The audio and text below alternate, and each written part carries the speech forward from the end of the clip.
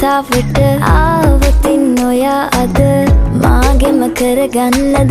රහසක් කියලා හා කිව්වොත් ඔයා මට මාවෙනම් නුඹේ අග රැජිනිය සදහට මං දෙවරක් නොහිතා සැරෙන් සැරේ කෝලෙන් බල බලා ඇසේ අස්සෙන්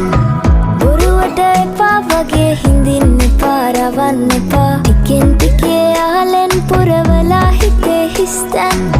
නුඹ මට හිතක් වටින කෙනා නිසා හා චුට්ටක් කතාවට ආවොතින් ඔයා අද මාගෙම කරගන්නද රහසක් කියලා හා කිව්වොත් ඔයා මට මාවෙනම් නුඹේ අග රැජිනිය සදහට